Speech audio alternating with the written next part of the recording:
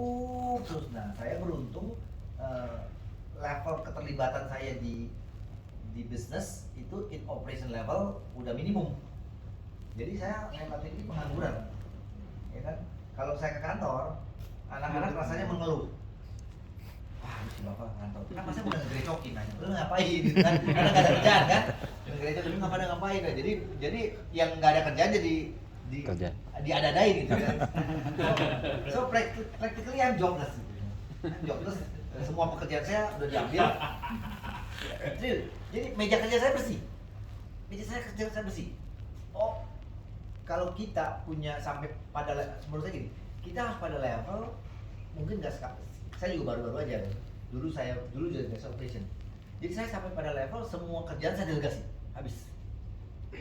Meja saya bersih. Jadi kalau saya bawa tas kerja itu sebenarnya gaya doang. Nggak ada apa-apanya. Nggak ada apa-apa. Masa saya nggak apa-apain gitu kan? Jadi saya cuma pencitraan di bawah tas itu sebenarnya nggak ada apa-apain gitu karena nggak ada kerjaan. Nah, karena seluruh pekerjaan sudah terdelegasi, maka kerjaan saya cuma mikirin ini. Jadi mikirin. Jadi saya punya waktu untuk berpikir gitu. Nah,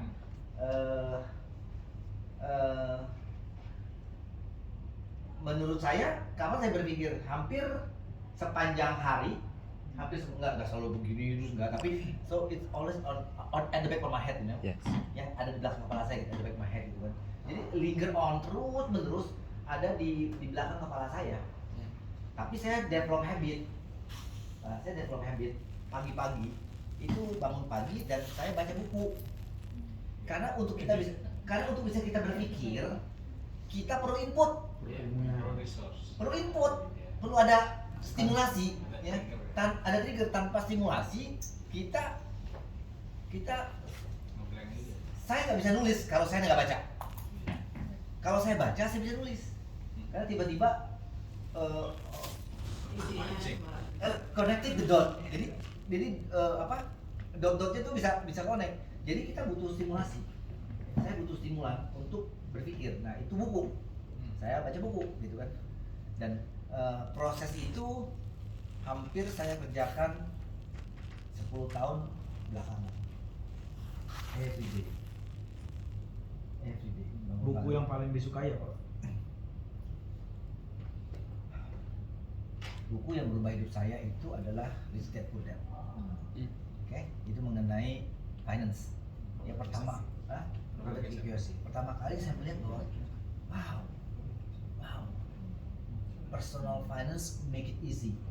Ya, konsepnya Rich Dad Poor Dad itu basic sekali dan menjadi mudah. Jadi untuk menjadi kaya very easy. Bangun, passive income dia bilang gitu. Iya kan? That's it. Oh, bagaimana caranya bikin passive income? Bikin aset. Aset itu apa? Segala sesuatu masukin ke kantong. Ya kan? Kurangi liabilities. Liabilities apa? Segala sesuatu yang keluar dari orang kantong. Sederhana kan? Kesederhanaan itu merupakan kekuatannya.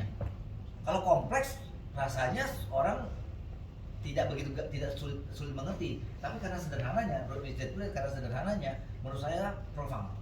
Ya. Saya baca buku itu mungkin tahun 2001-2002. Ya.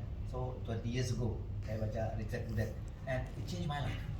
Karena for the first time in my life, saya tahu gimana caranya jadi kaya. Oh gitu caranya. Dulu yang menjadi kaya itu misteri. Prosesnya misteri, ya kan? Kok bisa jadi kaya ya? Kenapa ya? Apa rahasianya kan gitu kan? Tetapi dengan Rich Dad Poor Dad, proses itu digambarkan dengan cara sederhana dan saya ngerti. Oh gitu. Kalau mau cari cara jadi kaya itu caranya. So yes, the book yang menurut saya profound adalah Rich Dad Poor Dad. Berikutnya saya inspired sama Straight from the Guts. Ya, Straight from the Guts-nya Jack Welch. Jadi itu memoirnya Jack Welch. Penulisnya apa? Jack Welch. Straight from the Guts ya. Straight from the Guts. Itu Jack Welch itu adalah CEO-nya GE. Jack Welch, General Electric. Sebelumnya Jeff Immelt. Jadi dia dinobatkan sebagai CEO The Century gitu kan. General Electric itu adalah perusahaan yang didirikan oleh Thomas Alva Edison, bayangin. So ini adalah perusahaan Amerika banget gitu kan. Nah, Jack Welch kemudian menjadi CEO-nya. Nah, dia menuliskan memoirnya bagaimana dia membangun General Electric. Salah satu yang menarik adalah ketika dia masuk ke General Electric, maka waktu itu produk-produk General Electric itu adalah microwave, kulkas, home appliances, AC segala macam. Waktu itu adalah mengatakan bahwa itu adalah American way of life. Jadi cara orang Amerika itu wealth-nya, kesejahteraannya itu karena dia punya mesin pencuci, mesin pengering, mesin cuci, TV, kulkas gitu kan. Nah, keunggulan GE pada waktu itu di-challenge sama Jepang. Jadi di-challenge sama Jepang ceritanya waktu di buku itu. Jadi Jepang mengeluarkan produk yang sama, jualan kulkas tapi dengan harga lebih murah, jualan AC dengan harga lebih murah. So GE terdesak oleh Jepang. Dan apa yang dilakukan oleh si Jack Welch? Dia menjual perusahaan-perusahaannya yang memproduksi home appliances segala macam. Dan itu diprotes oleh orang se-Amerika. Gila lu, ini kan kejayaannya Amerika. This is the superpowernya Amerika tuh adalah di rumah-rumah itu ada kulkas, ada AC, ada mesin cuci laundry segala macam, ya kan?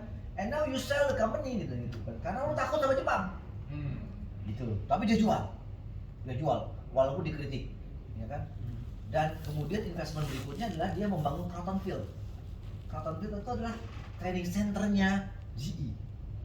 Jadi dia lihat, udah ada sebelumnya waktu dia mewarisi GE, udah ada tuh Croton Field, udah ada tuh training center. Tetapi training centernya dikelola dengan apa adanya. Biasanya manajer-manajer yang udah lagi bosan, udah pilih ke Croton Field, refreshing dengan nama training. Jadi trainingnya dikelola dengan ala kadarnya. Dan dia invest gila-gilaan membangun Croton Field menjadi institusi pendidikan yang world class. Dia undang Noel Tichy, profesor manajemen untuk jadi rektornya. Ya. Jadi lembaga pendidikannya GE itu dibikin world class sama dia. Ya. Dan sekarang itu dilihat corporate bikin corporate university kan, ada Telkom, ada BCI University, ada BRI, itu meniru modelnya GE. Ya, itu yang membuat saya bikin aku bang. Oke. Oh gila ya gitu kan. Jadi, nah, jadi kemudian dia menjual tadi perusahaan-perusahaan yang memproduksi tadi home appliances. Dan orang Amerika marah sekali. Bagaimana kebanggaan orang Amerika dijual-jualin perusahaannya? Lu malah bikin training center, dia bilang gitu kan. Lu gila gitu kan. Dijualnya ke orang Jepang. Ke siapa aja mau? Ya. Lu ya Jepang yang beli, gitu. Lu gila dia itu. Lu punya pabrik lu jual, lu bikin training center dia bilang tuh. Sadis dia bilang kan gitu kan. Jadi dia dikritik. And then dia bilang begini. Anda itu in the next 10 years ke depan mau dikenal sebagai perusahaan yang bikin kulkas atau yang bikin X-ray mesin. Ya kan? Jadi dia bilang, dia tahu bahwa perusahaannya home appliance itu lama-lama udah nggak ada profitnya nih, makan tajin, ya kan, makan tajin, sehingga dia berani membuang itu, kemudian dia merubah visinya, merubah alur bisnisnya menjadi high tech. Keunggulan kita tuh teknologi, ini udah teknologinya udah dikasih Jepang, kita murah-murahan sama dia, ya kan? Sekarang Jepang dikejar sama Samsung, sama Korea, murah-murahan juga kan? Kalau apalagi Korea dihajar sama Cina gitu kan? So, ya, nanti dia bilang where is the profit? Nanti lama-lama kita makan tajin. Amerika punya keunggulan di research, jadi dia fokus di research untuk bikin tadi MRI mesin-mesin yang high tech, kemudian jet gitu. Jadi dia yang menggeser direction dari GE. Dan ketika dia geser, semua orang protes. Nah itu di bukunya, Straight from the Guts. Ini keren banget. Ini keren banget. Jadi itu buku yang salah satu buku yang menginspire saya. Dan masih banyak buku lain. Tony Robbins itu bukunya bagus sekali. Terakhir kalau mau ngomong mengenai finance, apa bukunya terakhir tuh? The Money Game. It's very bagus sekali. Dari Rich Dad Poor Dad, bacanya Money Game. Wah itu keren banget. Si Tony Robbins dia bicara mengenai aset alokasi. ya kan? Eh, eh, Bagaimana kita harus mengalokasikan aset kita. Kemudian bukunya Scott Galloway bagus banget, The Four. Tadi Pak Eka ngomong itu bagus banget. Nah, bukunya The Four itu membuat saya membangun super brand. Bukunya The Four itu, ya. Karena di buku The Four itu dia bilang, si Scott Galloway bilang gini, ada 4 perusahaan yang menguasai dunia sekarang. 1 adalah Apple, 2 adalah Google, 3 adalah Amazon, 4 adalah apa? Apple, Google, Amazon, Facebook. Facebook 4 perusahaan. Dan terutama dia ngomong mengenai Apple yang menarik buat saya. Karena dia bilang Apple itu menjadi perusahaan dengan kapitalisasi pasar termahal di dunia. Itu gara-gara apa? Gara-gara iPhone. Kata Scott Galloway, bukan gara-gara iPhone. Gara-gara Apple Shop, Apple Store. Gara-gara Apple Store. Sebenarnya kok kan pemikiran kita gara-gara iPhone-nya kan?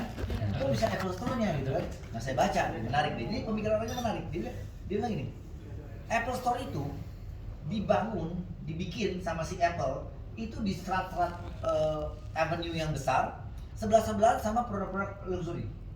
Hermes, Louis Vuitton gitu kan. Jadi dia memposisikan dirinya sebagai branded goods. This is branded good, man. Ini bukan iPhone, ini Apple. Nah, ya kan? Ini bukannya smartphone, ini Apple. Jadi dia sengaja membangun di tempat-tempat yang high end, ya, bersebelah-sebelahan sama butik-butik untuk brand items. Untuk apa? Supaya ini naik kelas. Bukan sebagai electronic device, bukan sebagai semacam smartphone, tetapi ini merupakan branded goods. Kalau Samsung mah dijualnya di Circuit City, dijual di supermarket, itu mah smartphone, itu electronic device. Ini mah bukan, ini adalah branded Apple, ya. Yang pegang ini beda, beda sama Android. Sorry Pak. Sama saya dulu Pak ya. Ya. Sorry Pak, itu. Nah, jadi Scott Galloway mengatakan, padahal barangnya isinya apa, sama nggak? Sama, sirkuit IC-nya sama, chipnya sama, gitu kan? Tetapi dia berhasil secara marketing memposisikan dirinya ini, sorry man, ya, sorry bukan Android. Ya. Bahkan kata si Scott Galloway, kalau di ini ada sinyalnya, warnanya biru, sinyal biru Android warnanya merah. Di New York, di Manhattan, dipotret biru. Di New York, di Manhattan. Ya kan? New Jersey, yang pinggirannya merah sama biru. Bronx, merah. Artinya apa? Jadi dia berhasil memposisikan, dan cost-nya sama nggak sama Samsung? Sama, harganya beda. Kenapa dibeli? Profitnya. Jadi dia bilang ini bagaikan, kalau gini, ada dua jenis bisnis. Satu adalah jual barang komoditi, tapi volumenya besar, betul? Tapi profit marginnya kecil. Atau jual barang branded yang marginnya tebal, tapi volumenya kecil. Toyota Avanza lawan Toyota Avanza lawan Lexus. Ya kan? Mana omset, mana kuantitinya yang paling banyak? Avanza, ya kan? Mana profit margin yang paling besar? Lexus. Si Scott Galloway bilang, Apple itu jual Lexus sebanyak Avanza. That's why dia bilang ini menjadi perusahaan nomor 1 di dunia. Jadi saya bilang, jadi kalau gitu kalau gue bikin kantor, jangan tanggung-tanggung, jangan di pojokan sana, bikin di sana besar. Nah, gitu supaya orang masuk besar itu merasa naik kelas. emosinya dapat kan? Dapat kan? Tadi kan ngomong Pak ini kayak, gitu kan? Nah, itu dapat dari buku Pak.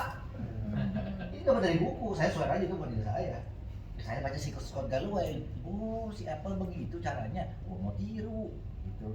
Jadi kita tutup tuh kantor-kantor kecil tuh, yang di pojok-pojokan kita bikin di strata besar. Dan itu akan kita lakukan juga di Jawa.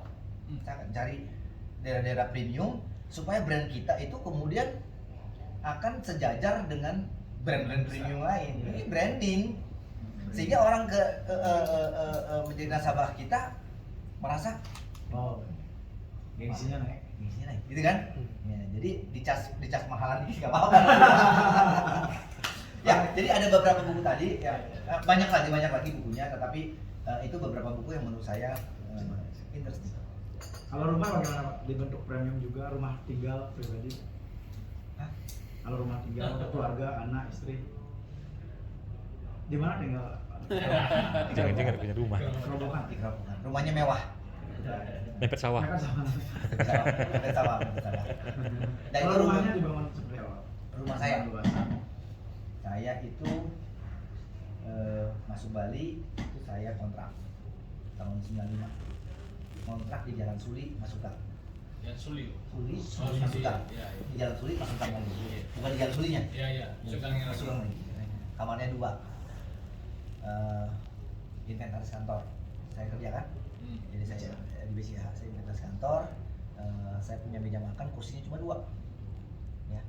Meja makan kursinya 2. Karena waktu itu saya cuma sendiri tinggal. Jadi ngapain beli banyak-banyak? Saya beli 2. Karena kursinya 2.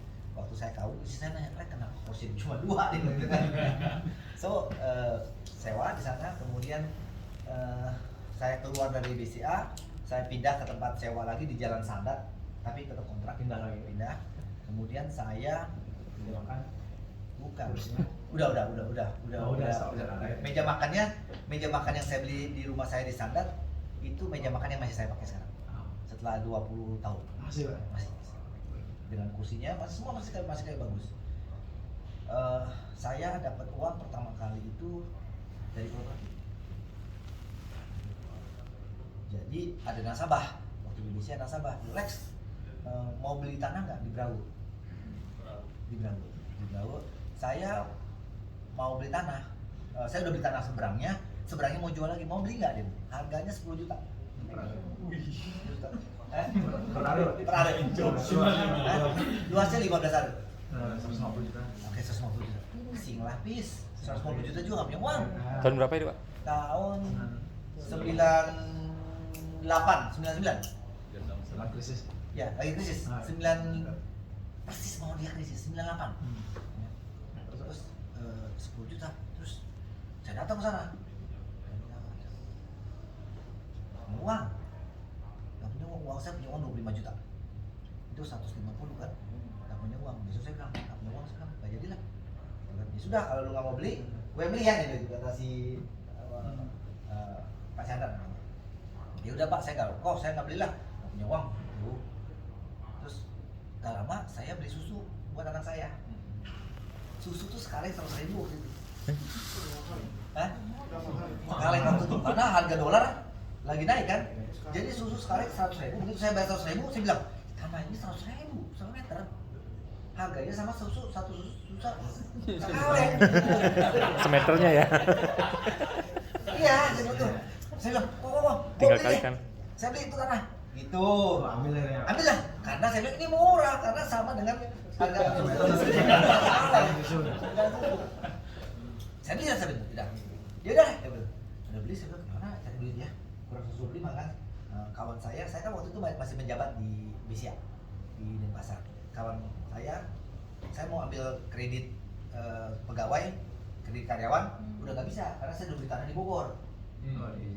Saya udah ngambil fasilitas kredit karyawan buat beli tanah di Bogor karena saya pikir saya sebentar di Bali, saya mau pulang ke Bogor. Nanti saya udah siapin rumah saya di Bogor, gitu kan. Terus, saya pinjam sama BCA Kute, kawan saya, Pak Fenerdi, meninggal. Saya baru melayat lagi. Fen, gue mau pinjam mobil tanah. Mau berapa? Gue kurang 125. Boleh nggak, Fen? Yaudah, lu ambil lah. Sip dong, pinjam. Saya beli itu. Jadi saya beli tanah itu 150 juta, uang saya 25 juta, kemudian utangnya 125. Fast forward 1 tahun, saya jual rumah itu, tanah itu 22.500.000 Per hari. per hari. 125. Hah? 125. 125%. Jadi untung saya berapa? Iya. 12.500 kali 15, 280 juta. Uang banyak, Zaman itu ya. uang banyak banget. Seumur hidup saya nggak pernah lihat uang sebanyak itu Pak. Nggak pernah, orang saya gajian. Itu cash, Pak, berarti? Itu cash berarti, Pak? Baru berarti kan biasanya terima gajian kan, habis, pasti baru lagi. Wah, banyak banget saya uang. Wah, itu adalah uang terbesar yang pernah saya pegang pada waktu itu. Jadi saya bisa bilang bahwa uang saya dapat uang itu di Bali, uang besar itu dari properti. Itu dah. Berawal itu di tanah Brau tadi itu. Nah, kemudian uang itu saya belikan tanah di Bumbak. 30 juta waktu itu. Rumah saya sekarang. Rumah saya sekarang. Jadi uang itu beli tanah di Bumbak. Jadi saya punya tanah di Bumbak. Uang rumah saya yang pertama, sorry ya, nggak main 1 hari. Berapa hari? 6. 6 hari. Jadi saya nggak Luas pernah. tanahnya berapa? 6 hari. Oh, 6 hari. Jadi saya tidak pernah masuk rumah 1 hari, sorry. Saya tidak melewati proses itu. Saya dari kontrak Coba digarap bikin parah. nggak pernah lewat. Sorry. Ya, mohon maaf ya teman-teman yang mulai dari rumah kecil, sorry. Berarti harus naik kelas. Saya nggak lewat. Jadi rumah kontrak. Pulang dari sini harus naik kelas. Rumah kontrak, saya punya rumah itu. Dapat duit dari mana? Dapat duit dari jual untung di tanah di Berawa di properti. Jadi rumah itu yang saya tempatin. Terus Nggak punya uang bangunnya. Kan? Lagi nggak punya uang. Lagi nggak punya uang bangunnya. uangnya habis berapa untuk investasi waktu itu? Itu udah berapa tadi? 180. 30 juta kali 6. 180. 180. Oh, persis pas. Mas. Berarti keuntungannya aja di sana ya? Iya, Ada mau jalan. Nah, keuntungannya masuk sana, membangun rumahnya, saya utang lagi. Utang lagi saya bangun. Saya bilang sama istri saya, kok kita bangun rumah ya? Berapa budgetnya? 250 juta. Budget 250 juta. Masih di BC. Habisnya berapa, Pak? 750. 750. Kisah saya juga, Pak. Makanya saya langsung tanya, habisnya berapa? Budgetnya 250, nggak pakai arsitek, ya kan? Saya suruh anak mahasiswa UNUD ngegambar. Nah, ini menarik. Menarik. Ketika ngegambar, saya bilang, saya tuh cita-cita di depan rumah saya itu harus ada kolam ikan. Ikan koi. Ikan koi yang ada air mancurnya. Terus saya mau punya balkon yang menghadap sawah. Dan kemudian di samping kiri saya itu ada tempat minum kopi, saya baca buku, dan menghadap kolam renang. Kolam renang sih, Pak. Kolam renang sih. Sorry, saya nggak pernah rumah kecil. Lantai 2 lah, ya. Lantai 2. Oh, gitu. Pakai ada balkon gitu kan. Digambar lah itu Pak. Ya, jadi persis. Tapi tadi nggak punya uang.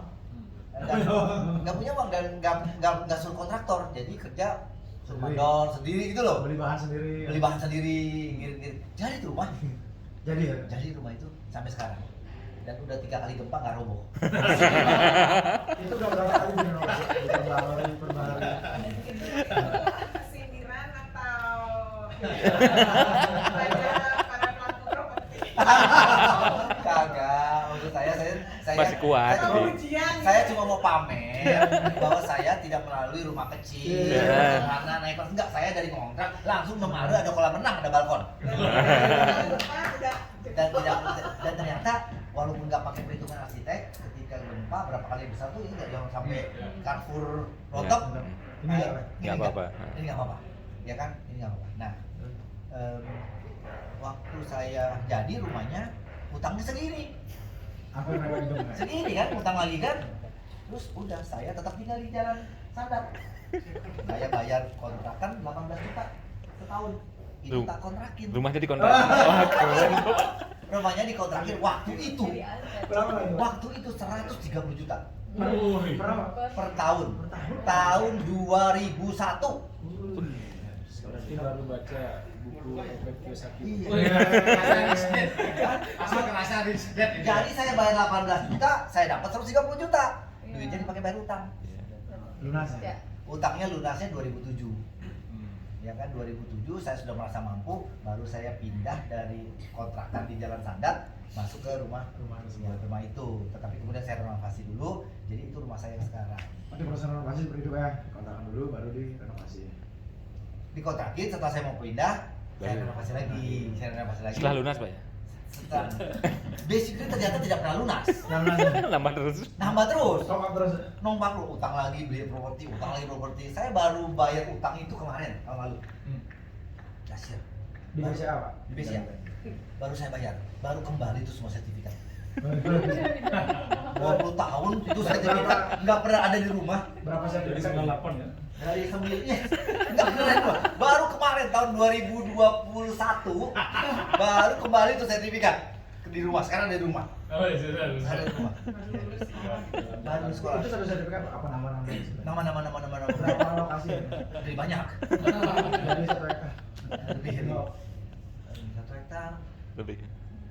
Ya kurang lebih. Jadi Di rumah itu? Enggak. Rumah itu. Kemudian saya kan investasi. Beli. Kan saya belajar invest properti. Nah, invest properti itu dibiayai sama utang. Jadi utangnya nggak selesai. Kok nambah lagi. Ya kok nambah utang gitu kan. Istri saya bilang, "Lek gua utang melulu," dia bilang gitu kan. Gua nggak terima duitnya, dia protes. Tekan utang kan. Nah, baru bulan tahun lalu saya melunasi. Saya lunasi utangnya, saya nggak berutang lagi. Jadi positif cash flow. Positif cash flow. Jadi saya tulis di Facebook saya tuh. Positif. Gitu kan. Orang bilang lu Covid gitu. Target dari tahun berapa membuat positif? Hah? Target dari tahun berapa ya Pak? Membuat positif? Robert Kiyosaki itu di bukunya Rich Dad Poor Dad, dia bilang dia rich quote unquote umur 45. Robert Kiyosaki, saya umur 51. Positif. Positif. Bukan Covid. Positif artinya income dari sewa properti saya udah di atas dari cicilan yang harus saya bayar, dan itu dibangun selama dari pertama kali saya beli tanah di Brawl tahun 98 sampai kemarin 2021. Lama juga ya. 27 tahun, 20 tahun. 23 tahun. 23 tahun. 23 tahun saya membangun investment di properti dengan utang, dengan berutang. Ya kan? Jadi sekarang udah dari rumah tuh sertifikat rumah. Oh ya, tepuk tangan buat. Dan positif, ya. Positif, saya punya hampir villa mungkin sekitar 18 kali, ya. Kampung villa itu. Kampung villa ada punya saya ada berapa ya? Saya punya 10. Kemudian di Air Village ada 8, kemudian di Ubud ada, jadi ada 18 villa dan 4 ruko, ya. Dan itu semuanya dapat income, ya. Itu kebangunnya 23 tahun. Itu di luar Lestari ya Pak? Itu di luar Pribadi? investment pribadi saya. Jadi kalau kita baca bukunya Tony Robbins, itu ada yang namanya aset alokasi. Ya.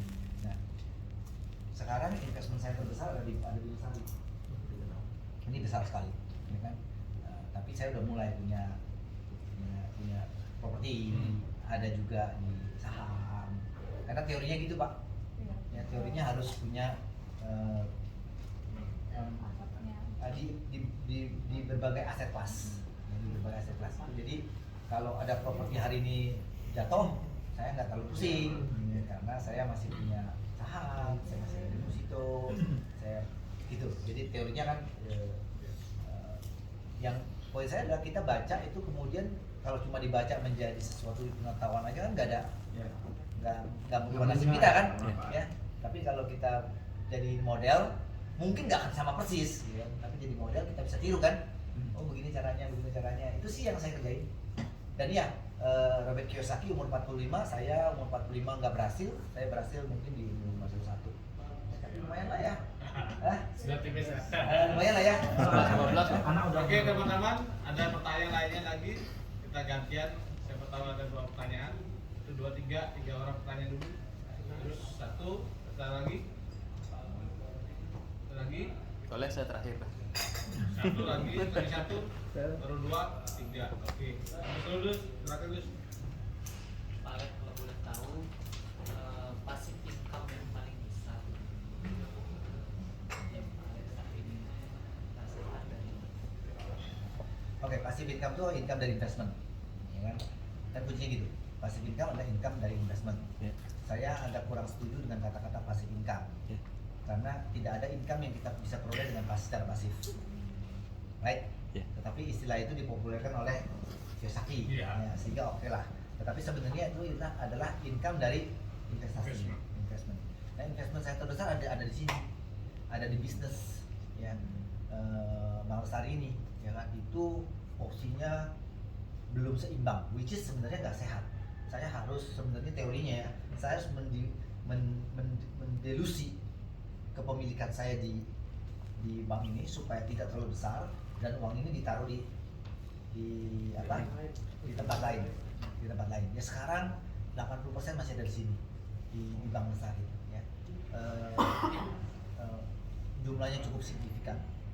Tahun ini kita nggak bagi dividen, ya. Dividennya ditarik tetapi ditempatkan kembali sebagai modal store, ya. Jadi kita menambah modal store-nya 100 miliar di tahun ini aja. So Bank Lestari total grupnya modalnya, equity-nya udah mencapai 800 miliar.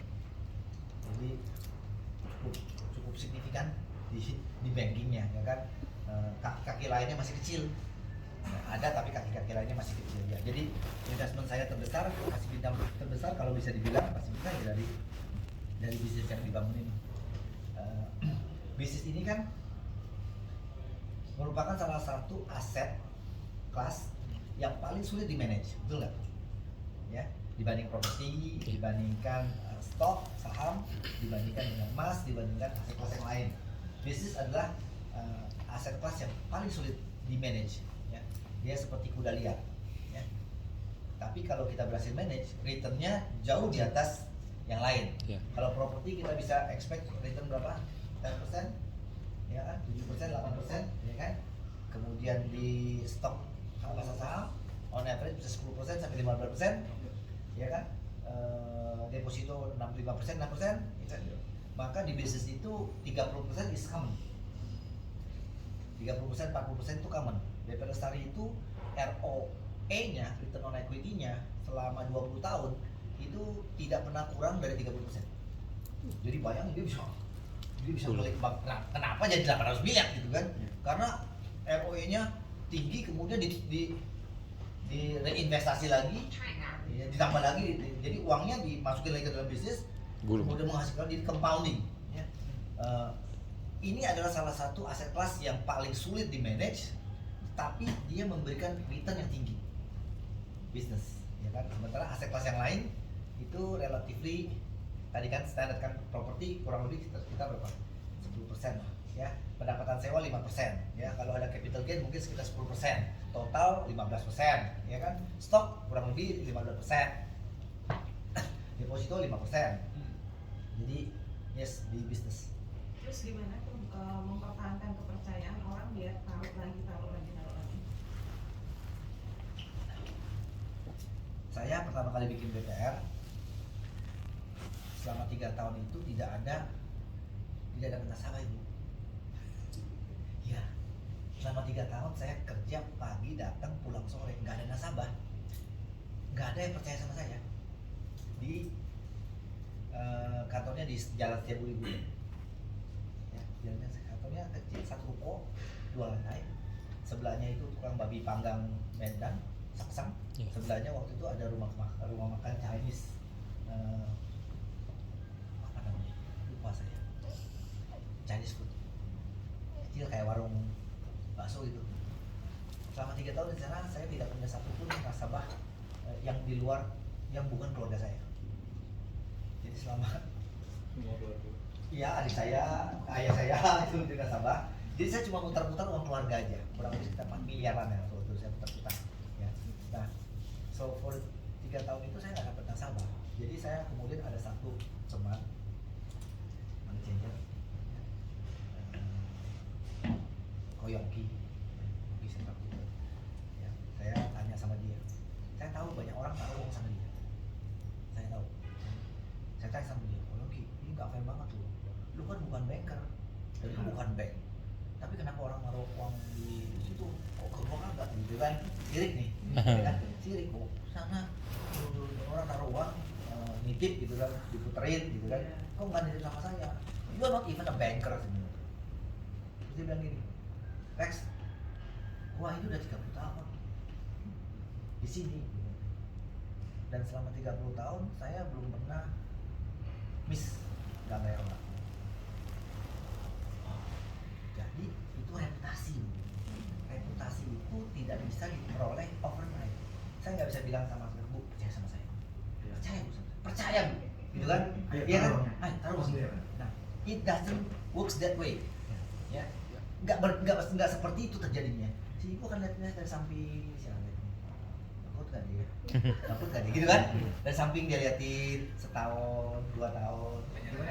Ah, lagi ya. iya kan? Nah, jadi saya perlu waktu untuk establish my reputasi. Saya perlu waktu untuk establish reputasi. Ya.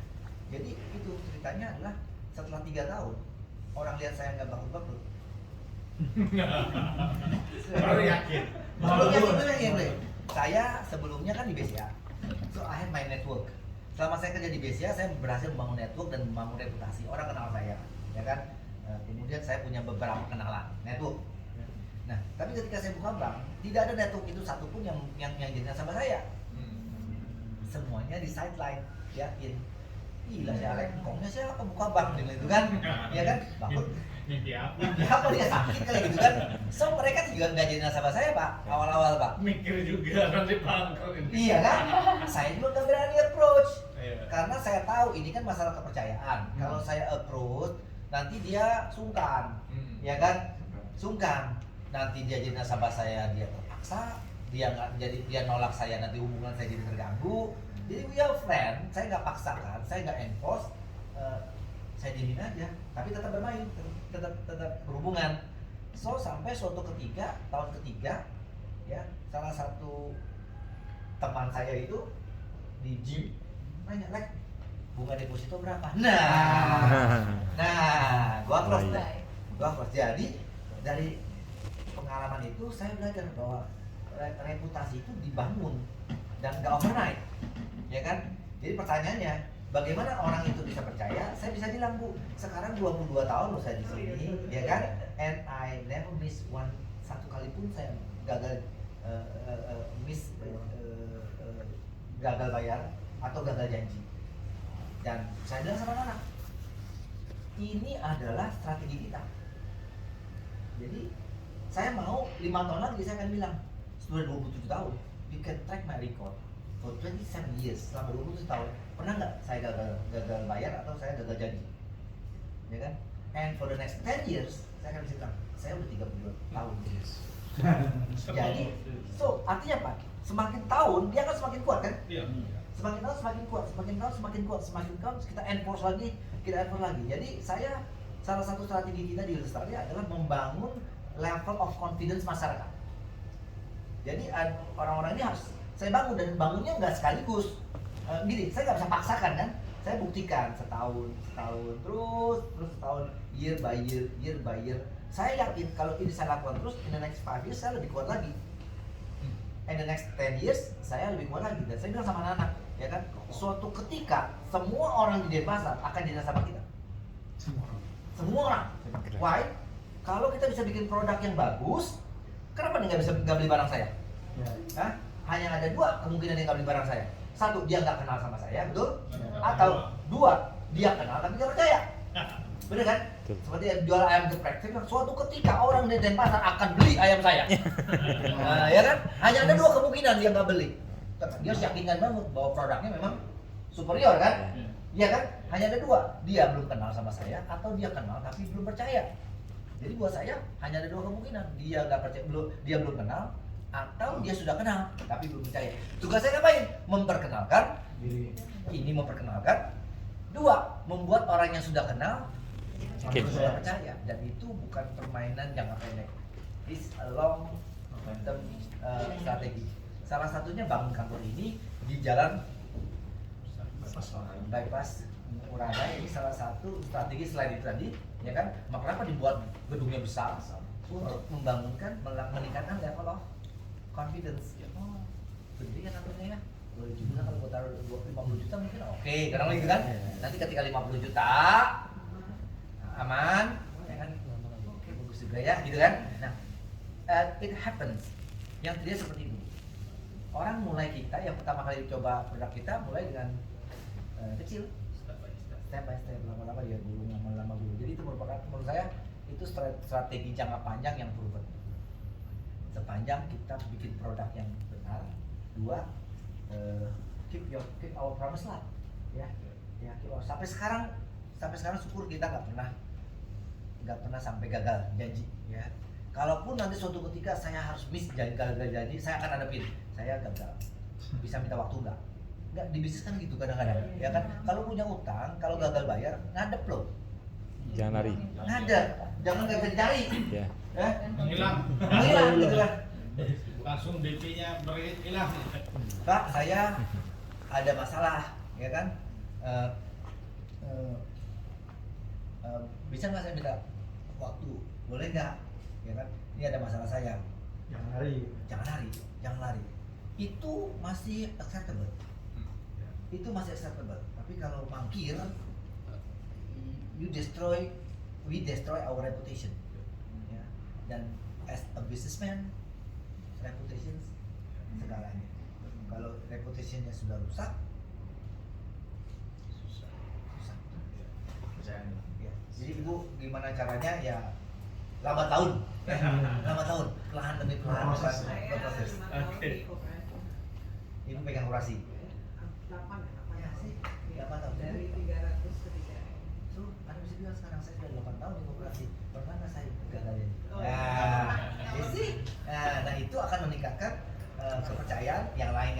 Tentunya nanti ada teknik-teknik lainnya, ya kan? Teknik-teknik lainnya itu nanti in level technical. Ya. Saya bicara mengenai garis besarnya. Tentunya ada tekniknya, teknik sellingnya, ya kan? Technical. Saya bukan strategi, teknik. Ya. Bagaimana service ke customer, kan? Bagaimana kemudian minta referral, itu another strategi. itu James Gue yang bicara. Ya. Silakan pertanyaan selanjutnya. Jadi Oh saya dulu, oke. Cerita sedikit dulu Pak ya, pembukaan ini. Sebenarnya saya followernya Pak Alex udah lama sih Pak. Di Facebook dan di YouTube. Instagram. YouTube nggak ya? YouTube belum Pak. Ternyata Bapak buat podcast Pak ya, baru saya tahu. Ya. ini sebelum kemarin belum datang, saya minta itu Pak Alex sudah YouTube sudah banyak, sekarang tonton dulu. Dari pasar. Dan podcastnya baru saya Pak. Baru. Siap aja nih. Iya. Awal sekitar tahun kemarin lah Pak ya, pernah saya ketemu sama Pak Sanmori itu. Ini sisi lainnya Pak Alex anak motor sebenarnya. Jadi Pak Alex touring sama Kak Dimas dari DK2 sama Tokyo juga lebih baik. Kita ketemunya di Ubud.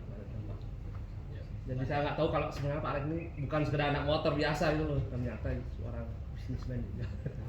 Lanjut pertanyaan. Jadi mengikuti pertanyaan itu apa? Mengikuti sebagai followernya Bapak. Kemarin saya lihat terakhir DPR Lestari kerjasama dengan kolaborasi dengan DPR Kaset. Nah, gimana sih caranya meyakinkan orang yang bergerak di bisnis yang sama supaya mau diajak kolaborasi itu? Kadang-kadang saya mikir biasanya orang yang di bisnis yang sama kita mau ajak kolaborasi kan agak susah Pak. Dia mikirnya kita ini kompetitornya. Jadi biar bisa mau diajak kerjasama nih gimana sih caranya? Itu loh. Kasih saya tips-tipsnya, trik-triknya biar mau diajak kerjasama. Nah, tadi kita ngomongin mengenai bisnis model. Iya, siap. Saya coba ada slide saya, 10x. Ini ada 10x tadi. Itu adalah salah satu growth strategi. Jadi ketika kita mau Jadi ketika kita mau tumbuh 10 kali, misalnya gitu kan, growth nih, mau tumbuh 10 kali. Nah, the problem adalah dengan tumbuh 10 kali itu nggak bisa cuma bekerja 10 kali lipat lebih keras, gitu kan? Menurut saya harus ada hal-hal berbeda yang berbeda secara dramatis yang kita kerjakan. Nah, buat saya salah satu kalau kita mau tumbuh 10 kali lipat, maka bisnis modelnya itu harus sedikit berubah. Yang saya pikirkan adalah berubah dari kompetisi menjadi Kolaborasi. kolaborasi. Jadi itu kita udah salah satu strategi kita karena kita mau mengajukan 10x strategi kita bisnis model atau bisnis model baru from branch banking to super branch ya tadi yang sudah dijelasin ya kan kita mau tumbuh 10 kali nih ya kan in the next 10 years gitu saya bilang dan 10 tahun ke depan Lestari harus tumbuh 10 kali lipat gitu kan itu saya canangkan tahun 2018 ketika Lestari 5 triliun jadi in the next 10 years 2018 harus jadi 50 terus ada covid pos dong 2 tahun gitu kan kasih grace period 2 tahun jadi target kita 2030 kita mencapai 50 gitu kan jadi 10 kali lipat. Nah salah satunya harus bikin bisnis model baru nggak bisa mengerjakan hal yang sama tapi harus mengerjakan model yang baru from branch banking to super branch yang tadi saya jelasin di awal ya kan kemudian from kompetisi to kolaborasi. Yang ketiga adalah from electronic banking to digital banking. Yang tadi awal saya cerita mengenai digital banking sedikit, kan? Nah ini yang beda di bagaimana jadi dari kompetisi menjadi kolaborasi. Itu kita canangkan. Nah kemudian bagaimana cara meyakinkan nggak gampang dan saya nggak klaim bahwa kita sukses full yet, ya kan? Karena saya harus kita harus proof bahwa kerjasama itu win-win. Kerjasama itu menguntungkan dia untung saya untung. Gak bisa saya untung dia nggak untung. Atau dia untung saya nggak untung nggak bisa. Ya, saya harus membuktikan model di mana terjadi win-win. Dia untung dan saya untung. Ya, baru terjadi kolaborasi. Ya. Jadi saya coba yakinkan Rio kerjasama ini menguntungkan kamu, menguntungkan saya. But we have to prove it yet. Jadi itu baru dia kan baru mulai tapi belum berjalan tahun 2 tahun ya kan. Nah tesnya kapan? Tesnya nanti ya. Kalau itu kemudian kita bicara sama kompetitor dengan pendekatan win-win gak gampang karena kita bergerak di market yang sama gitu kan. Nah gak gampang tapi cari jalan supaya bisa kolaborasi. Nah, kalau dia untung saya untung, kan oke dong. Oke ya. Nah, itu harus dibuktikan. Ya.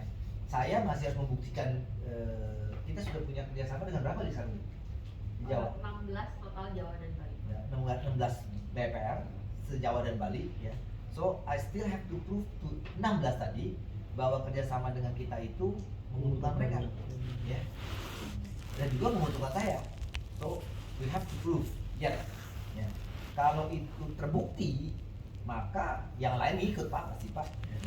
Betul kan? Siapa yang nggak mau ikut maju kan? Branch-nya dulu Pak, jadi Lestari semua. Enggak.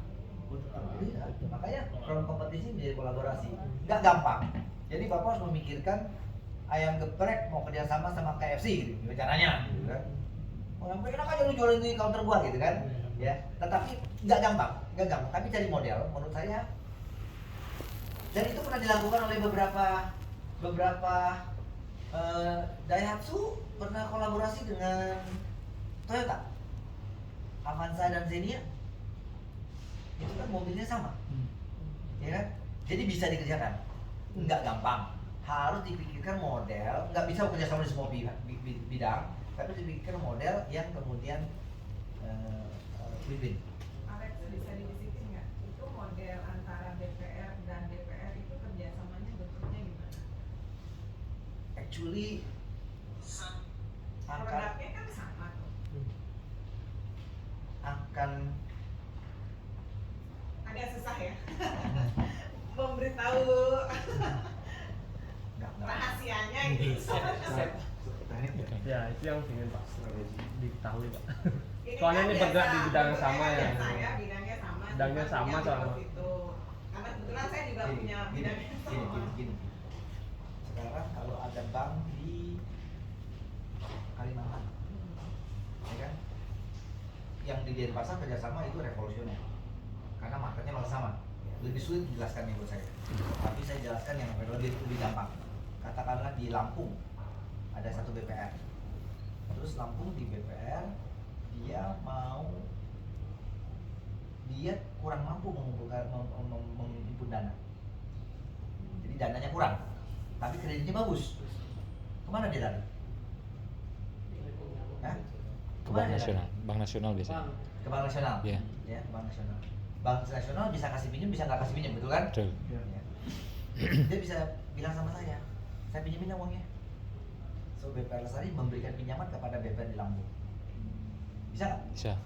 Ya kan? We are not operating, saya kan nggak perlu ke Lampung. Sehingga saya bisa punya bisnis di Lampung nggak? Bisa. Perlu buka kantor nggak? Enggak. Win nggak? Dapat bisnis Ya. di Lampung, dia win nggak? Win. Win. Kind of seperti itu. Ya. And then itu banyak lagi sebenarnya. Itu adalah first step. Step pertama kolaborasi. Jadi dengan kolaborasi maka BPR Lestari itu tidak perlu punya kantor di seluruh provinsi untuk bisa punya bisnis di seluruh provinsi. Keren nggak? Oke. Dengan kolaborasi. Jadi saya nggak perlu invest bank di sana. Kita nggak perlu bikin gedung, nggak perlu punya orang segala macam. Tapi saya punya bisnisnya. Hitung-hitungannya begini.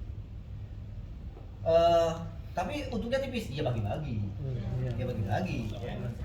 Iya kan, bagi-bagi. Sekarang misalkan dia jual bunganya 17%. Oke? Oke, 17%. Dari saya ya 10. Ya kan? Saya untung 3. Karena modal saya 7 misalnya. Ya. Saya jual 10, saya untung 3 kan? Tapi kan saya nggak ongkos gedung, overhead, listrik, ya kan? Which is kalau dikalkulasi itu kurang lebih juga 3%. Ya. Ya kan? Jadi ya sudah, saya untung 3 tapi kan bersih. Nah, dia modal 10, dia jual 17, tapi dia ada risiko, dia harus overhead segala macam, tapi dia juga jadi kurang lebih gitu Ibu, ya. Dan kami menganggap bisnis ini sangat underdeveloped, ya. Lembaga keuangan mikro itu tidak ada yang ngurus. BPR, koperasi itu tidak ada yang memperhatikan, ya. Bagaikan bunga liar tumbuh di pinggir jalan. Ada induknya. Nah, karena nggak ada induknya, ya kan? BPR sama, BPR itu nggak ada induknya OJK, tetapi kalau harus ditanya OJK pilih mana, BPR dibubarkan atau gimana, dia memilih BPR dibubarkan. Karena banyak kerjaan buat dia. Iya. Ya kan? Ada 1.300 BPR seluruh Indonesia gitu. 1.300. Jadi dia paling kepala, semua ada 1.300 harus diurus gitu kan. Jadi dia tidak, dan kecil. Market share BPR se-Indonesia itu 1,8% dibandingkan perbankan umum. 1,8%. 98,2% itu dimiliki oleh bank umum. Jadi kita tuh banyak 1.300 kecil-kecil. Jadi si OJK bilang, udah kecil, banyak lagi, repotin lagi gitu kan. Jadi kalau disuruh pilih mereka lebih baik gak ada gitu kan.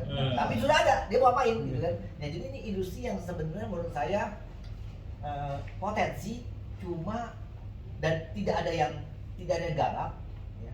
Jadi kami dari Lestari Group memikirkan untuk menggarap ekosistem BPR ini. Tingkat resikonya? Itu yang lagi kita pelajari. Karena Jadi caranya, ya kan, ini kan konsep, ya kan, kita akan pada satu titik nanti setelah konsep kita eksekusi, ya. Nanti harus ada proof of concept. Tadi mitigasi risikonya gimana, gitu kan? Nah itu baca bukunya Jim Collins, ya. Baca bukunya Jim Collins, dia bilang Get Good to Great, dia bilang fire bullet dan cannonball. Fire bullet dan cannonball. Tembak dulu, door pakai pelor-pelor kecil, ya kan? Experimenting dulu, baby step dulu, coba aja, coba sampai 15. Oke enggak, ya kan? You nembak pelor, ya, you shoot, ya. Kalau itu kemudian terbukti benar, then you go big with cannonball, ya. Jadi caranya gitu. Tadi kan tanya gimana resikonya? Ya, resikonya keraba dulu. Oke, nanti kalau udah keraba, baru I go big. Kalau ternyata nggak keraba, saya mundur. Ya. Jadi caranya adalah nyebrang sungai. Tahu pernah nyebrang sungai? Nah, dalam nggak? batunya kecil kan. Salah-salah dari batu ke batu, dari batu ke batu. Jadi itu yang kita akan lakukan, Bu. Ya. Jadi kita akan nyebrang sungai dengan apa? Tapi kalau kita nggak mulai kan, saya nggak tahu nih bisa keseberang atau enggak gitu Iya, kan. betul. Ya. Jadi from kompetisi to kolaborasi is a very apa ya? Susah dibayangkan. It's a very revolutionary way of doing business. Ya.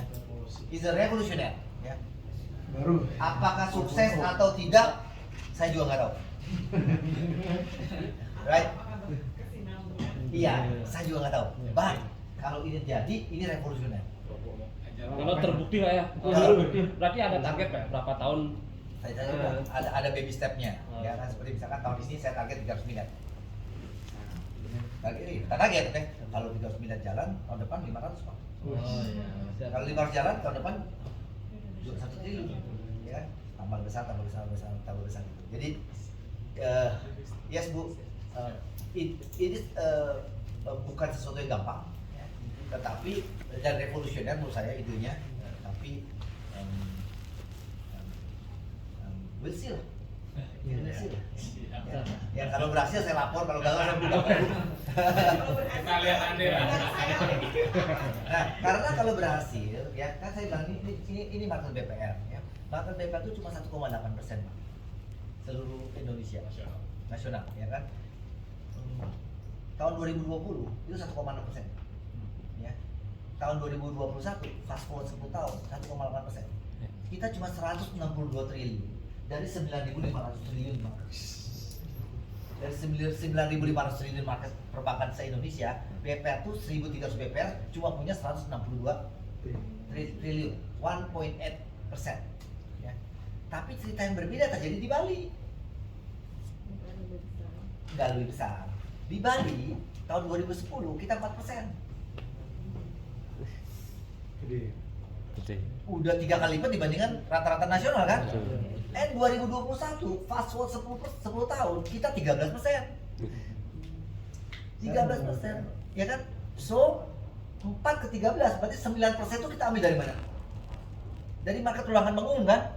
Iya. So they can bleed. No, bank umum, perbankan umum, they can bleed. The giant can bleed. Kita tusuk juga berdarah ternyata dia. Ya, dia bukannya kebal, nggak mau mandi bacok. Ya, kita tusuk they bleed. Jadi 9%-nya marketnya diambil oleh market industri BPR di Bali. Kenapa dia bisa beli DPR? Kenapa? Gimana? Kalau umum kenapa bisa beli DPR berarti? Dia nggak mau. Oke. Dia nggak mau. Jadi industri BPR ini, saya mau sampaikan, industri BPR itu dari 4 ke 13 itu menunjukkan bahwa yang di Bali itu mereka, kita bisa curi marketnya, kita bisa ambil marketnya, market share-nya. Why itu nggak terjadi di level nasional? Kalau itu terjadi di level nasional, 1,8 menjadi 10% aja lah, ya. Berarti 5 kali lipat turunnya, Iya, ya kan? 900 triliun. Ya. So this is the potensi yang kita mau garap. Alex, mohon maaf. Tadi kenaikan 4 ke 13 itu rasanya agak aneh ya, karena kita tahu lah, kita sama-sama orang bank umum dulu ya, bunga lebih kecil. Penyebabnya apa? Kenapa bisa artinya orang beralih ke BPR? Padahal itu kan sesuatu yang agak Itu kredit apa? seperti orang dari pindah dari Apple ke apa ya? Ke mungkin Oppo gitu. Kenapa kira-kira? Hasilnya. BPR itu, kita ngomongin industri BPR ini. Nggak apa-apa, Pak. Ilustrasi loh. Depo nih ya. Soalnya di siang aja nggak ada BPR Lestari. BPR itu data benar. Ya. Kita punya sekarang 16, kita punya DP, ini kan ngomongin DPK, ya kredit lebih besar lagi. Kredit 14%. DPK kita 13 triliun, BPR di Bali, kemudian perbankan umum 100 triliun. 13%. Kreditnya 14%. Ya. Hah? Kreditnya lebih besar ya. Karena banyak kredit-kredit besar di bank umum itu bookingnya di Jakarta. Ya. Tapi yang booking di Bali sama-sama di Bali 14%. Pertanyaannya kenapa? Kenapa? Gini, BPR itu banyak, ya. Tapi dia, saya umpamakan dia itu seperti warung-warung di kampung. Warung-warung di kampung kan warung-warung di kampung yang jual rokok, itu BPR. ya kan? Nah, dia itu kagak mati-mati, hidup karena punya niche market. Kasih tadi human connectivity-nya. Kenapa? Ibu sebelah beli telur sama dia, ya kan? Bapak sebelah beli rokok sama dia. So mereka punya niche marketnya dan jadi nggak mati-mati. Tapi tubuh juga nggak bisa. Makanya 1,8. Oke, tubuh juga bisa karena nggak punya kemampuan SDM, nggak punya kemampuan teknologi, nggak punya kemampuan berpikir. Dan so mereka tapi nggak mati. Ya. Sekarang bagaimana kalau warung-warung kecil tadi berubah menjadi Indomaret? Ya. Upgrade. Itu yang terjadi Pak di Bali. Jadi warung-warung kecil itu berubah menjadi Indomaret. Dan they grow, dia bisa tumbuh. Kenapa enggak? Bunganya di Mandiri berapa? 9%. No. Bunga apa ya? Deposito. Berapa? 2,5%. Berapa? 6 sampai 5%. No. Di bankmu? Cek sekarang. Nggak punya deposito saya Pak. Nggak punya deposito Pak. Kalau utang punya. Saya nggak tahu bunganya. Jadi Bunganya sekarang 3 sampai 3,5. 2,5 sampai Ya 2,5 sekian. Ya kan? Setahun ya? Ya setahun. Ya kan? So kalau ada data ada bank BPR yang nawarin Pak sama saya bunganya 5% gimana? Mau. Kurang lebih. Tapi enggak, dia enggak tentu mau. Lu bisa dipercaya atau enggak? Betul. Begitu kan? Betul. Ya, tapi begitu level confidence, oh lu bisa dipercaya mau nggak dia? Mau. Mau coba dulu sedikit. Ya. Ya kan? Nah selama 10 tahun terjadi proses itu di Bali dan itu yang dan 2,75. yes benar kan? Ya, 2,75 Pak. 2,5 ya. Nah, jadi itu yang membuat industri di BPR di Bali itu growing, ya dan itu tidak terjadi di level nasional. Jadi di level nasional kita masih beroperasi seperti warung-warung di warung-warung di kampung, ya kan? BPR Lestari mau berkolaborasi dengan mereka supaya mereka jadi rumah. Modern ya. Hah? DPR modern, bukan retail modern. BPR bersama ya. Terus silakan pertanyaan dari Agus. Baik, Pak, salam kenal Pak. Saya Yes. Agus Dharma. Tadi sudah disampaikan saya mengelola konsultan pendidikan luar negeri untuk adik-adik yang mau kuliah ke luar negeri Pak. Nah kemarin Pak Eka mengirimkan linknya YouTube-nya Pak Alex. Jadi ada pesan dari Pak Eka, tolong buatkan pertanyaan katanya Pak. Ya, supaya ilmunya Pak Alex bisa keluar semua gitu harapannya Pak Eka. Nah saya punya 2 pertanyaan, tapi pertanyaan pertama ternyata sudah dijawab di slide ini Pak. Pertanyaan kedua saya masih berhubungan dengan strategi juga. Itu terkait salah satu episode yang ada di podcastnya Pak Alex. Kalau nggak salah di episode ketiga Pak. Pak bicara tentang 4 alokasi aset. Kalau tidak salah, mohon dikoreksi Pak kalau saya salah. Ada bisnis, ada properti, terus yang ketiga ada saham dan terakhir ada cash reserve gitu ya. Dengan strateginya kalau tidak salah ada 3, agresif, moderat, dan konservatif.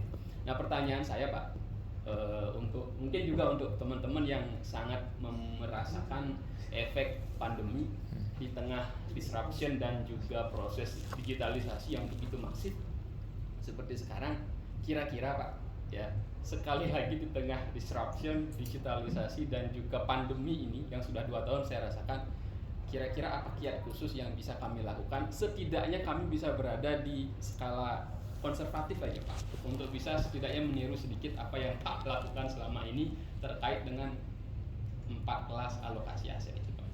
Jadi ini kalau kamu kita tanya sama supir di Singapura, supir taksi, dia akan bilang ini, Niwon Won Sing. Oke. Ya.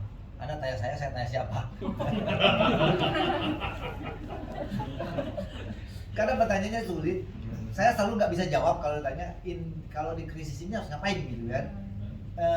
Karena tidak banyak yang bisa kita kerjakan di tengah krisis. Nggak banyak. Keberhasilan kita, saya selalu mengumpamakan krisis itu seperti badai di lautan. Badai di lautan, ya kan? Tidak banyak yang bisa kita lakukan ketika kita terjebak di tengah badai di tengah laut yang sedang badai. Nggak banyak yang kita lakukan, ya kan? Yang kita bisa lakukan adalah sebelum kapal kita masuk ke badai. Ya, persiapan-persiapannya ini yang menentukan apakah kita bisa menavigasi kapal kita di tengah badai tadi. Apakah kapalnya kuat, apakah bensinnya cukup buat mutar-mutar, apakah krunya siap, apakah layarnya oke, apakah mesinnya punya backup dan sebagainya. Itu adalah persiapan-persiapan yang kita kerjakan before kita hit the crisis. Ya kan? Ketika di krisis, there's nothing you can do. Mau ngapain? Ya? Mau maki-maki COVID? Iya kan? Di tengah krisis nggak banyak. Jadi keberhasilan kita, 90% keberhasilan kita menavigasi bisnis kita atau hidup kita di tengah krisis, itu 90% ditentukan oleh apa-apa yang kita kerjakan before the crisis. Bagaimana tahu akan ada krisis? Pasti tahu. Kita tidak tahu pasti. Jadi saya ini kerja tahun 92. Mulai 92 ya. 98 krisis besar. Betul? 98 ya. Kemudian 2008, sorry, di Bali itu 2002. Bom Bali. 2005. Oke? 2008. Krisis subprime. Korbannya Bank Senturi. Oke? 2015 kita krisis. Gak ada yang ngaku. Krisis properti. Iya, betul. Iya kan? 2015, 2016, 2017, 2018 itu kita krisis yang declining terus. Jadi dalam karir saya yang 20 dari 92 saya mulai kerja. 30 tahun. Ya 27. 30 tahun. Dalam 30 tahun berapa krisis? 98, 2002, 2005, 2008, 2015, 2020 Covid. 6 kali krisis. Jadi krisis itu pasti datangnya. Pasti. Inevitable akan datang. Kalau saya gambarkan dalam grafik kapitalisme, krisis pasti terjadi. Pasti. Kayak emosi bang, pasti terjadi krisis itu. Jadi apakah kita tahu? Tahu, pasti. It is not the question of if. Apakah akan ada krisis? No. It is the question of kapan? When? Kapan? When the crisis happen and what's the story behind it. Jadi krisis itu pasti terjadi. Ini menarik. Ketika kita ngomong krisis management, ya kan? Tadi bertanya, kalau di tengah krisis, in the middle of storm, saya bilang saya nggak tahu jawabannya. Ni won't say. Anda tanya saya tanya siapa? Pak, saya lagi di krisis nih Pak, tapi sing lapis nggak punya cash reserve, mati aja lu. Bener nggak? Ya kan? Nah, makanya persiapan kita itu menentukan gini. Dalam setiap krisis akan ada dua orang, akan ada dua pihak. Satu yang menang, satu yang kalah. Ya kan? Satu yang berhasil memanfaatkan krisis ini untuk kepentingannya, peluang. Satu yang tergilas. Weiji, ya kan? Ada opportunity, ada danger. Jadi selalu akan ada dua pihak. Yang kemudian mendapatkan keuntungan dari krisis atau orang yang kemudian menderita akibat krisis. Oleh itu saja. Kita yang ada di mana? Kita bisa jadi pemenang kalau persiapan kita menghadapi krisis ada kuat, bagus. Ya. Ketika kita masuk krisis kita bagian dari masalah, you die. Tapi ketika kita masuk krisis kita bagian dari solusi, we win. Nah, jadi nggak banyak yang kita bisa kerjakan di sini. Kalau kamu kutak-katik di sini nggak banyak juga. Mau ngapain? Ya kan? Sebelum masuk krisis ini, makanya saya bilang sama teman-teman, kita tuh harus punya namanya bertumbuh yang disiplin. Bertumbuh yang disiplin. Ya. Contoh salah satu bertumbuh yang disiplin adalah harus punya cash reserve. Uang cash, reserve, cadangan. Kalau nanti bisnisnya selama 2 tahun gak ada menghasilkan, masih punya cadangan. Iya kan? Sehingga ketika krisis gimana? Ya saya sengsara tapi saya masih bisa makan. Ya kan? Kenapa? Karena saya punya cadangan. Saya masih bisa.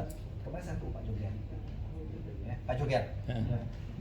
Pak Joger selama krisis dia bilang, I think dia udah punya spending ya itu 50 ya.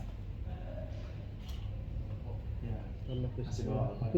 Sama 2 tahun. Tapi kemarin dia masih kasih bonus buat karyawannya. Dia bilang saya kasih bonus. Wah, teriak seluruh keluarga besarnya Joger. Dari mana dia bang bisa begitu? Karena dia punya cash reserve yang bagus. Karena dia punya bisa kan? Sehingga karyawannya pergi nggak? Enggak. Dia rumahkan nggak? Enggak kan? Enggak kan? Nah, lihat, perhatikan. 98 krisis besar, loh? Dunia bumi gonjang ganjing. Lewat nggak? Lewat. 2002? Lewat. Udah aja juga lewat. 2002 saya ke pantai Nusa Dua. Ya habis bom sepi bu, sepi ngeri ngeliatnya. Karyawan hotel masih keluarin itu apa? Deck chair, disusut-susut, tapi gak ada orang. Wih ngeliatnya juga nyes gitu kan. Waduh saya khawatir ini bisa hidup kan nih. Bang saya bagaimana kan gitu kan? 2002 lewat nggak? Lewat. 2005? Lewat. Ngeri juga kan? Iya. Lewat nggak? One thing kita bisa pelajari adalah krisis itu pasti berakhir lewat. Krisis itu pasti terjadinya, tapi pasti juga berakhirnya. Nggak ada krisis selamanya. Nah, ketika krisis berakhir, ya kan, bisnis pulih lagi. Pak Joger kehilangan karyawan nggak? Nggak. Siapa siap duluan kerja? Dia. Dia, ya kan. Kalau kompetitornya pada waktu itu menutup tokonya karena nggak punya cashnya, kalau kompetitornya kemudian merumahkan 80% karyawannya karena nggak punya ongkos, ya kan?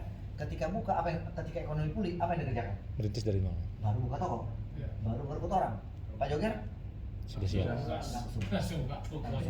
This is important. Bayangkan bisnis itu seperti sirkuit. Banyak tikungan, nggak saya naik motor. Banyak tikungan, ya kan? Seperti sirkuit. Krisis adalah tikungan. Ya, ada tikungan tajam, krisis besar. Ada tikungan yang landai, krisisnya kecil. Tetapi banyak tikungan.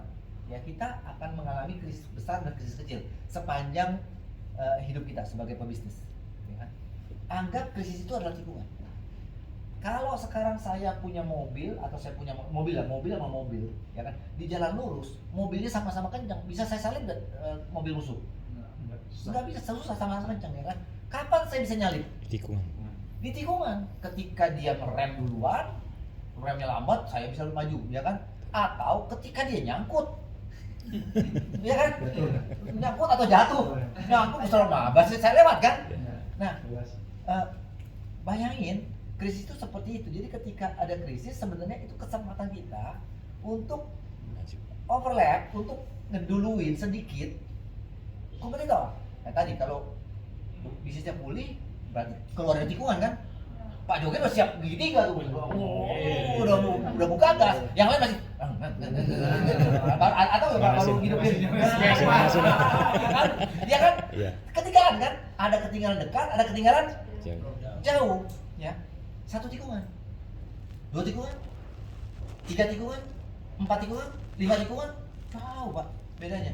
Jadi sebenarnya we can leverage crisis as our advantage to leapfrog the competition, untuk meninggalkan kompetitor kita di belakang, karena dia ada yang masuk pit, dia ngerem, dia berhenti gitu kan, kita maju ke depan. Nah, in order to be able to do that, Anda harus siap-siap sebelum masuk krisis. Sehingga ketika krisis kita bukan sebaliknya kita yang berhenti atau kita yang nyangkut. Right? Make sense nggak? Make sense. Ya. Jangan terbalik. Ya. Kebanyakannya terbalik, kita yang nyangkut. Wah, udah bingung. Kebanyakan ketika musimnya baik, nih lihat nih pemain properti nih, ya. Ketika musim lagi baik, booming, ya kan, nafsu, beli tanah, bangun, ya kan, seolah-olah harga akan naik terus, ya kan, diperparah lagi Pak, diperparah lagi. Ketika bisnis lagi booming, bank kasih duit, pakai ini duit gitu kan. Pakai aja Dulu buat apa aja gitu kan. Nah, kita sebagai pebisnis, wah warnanya hijau nih. Wah, kalau gua beli tanah di sini, gua bangun di sini ya kan. Iya. Nah, itu yang namanya over leverage. Jadi disiplin growth tadi, ketika kita mau bertumbuh secara disiplin, ada satu, harus punya cash reserve. Siap. Dua, manage leverage-nya. Manage utangnya. Ya kan? Nah, poin satu ini kalau saya ngomong sama teman-teman pengusaha, diledekin. Emang cash reserve taruh di mana, Lek? Taruh di bank. Deposito di gua. Wow, lu mau jualan nih. Lu mau jualan ya betul. Terus dia bilang gini, berapa bunganya? 6%, 5%.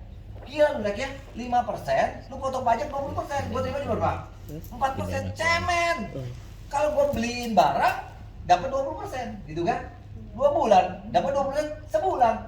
Ini 4% setahun, cemen, kagak laku. Nasihat saya, diledekin sama teman pengusaha. Jadi buat pengusaha itu yang dia tahunya cuma ngegas doang, gas terus sampai tikungan, dia lupa ngerem. Baru ingat. Ya duduk. Ketika lupa ngerem, anak saya sama saya, Pak gimana ya Pak? Udah masuk tikungan mau ngerem? Gak bisa bro.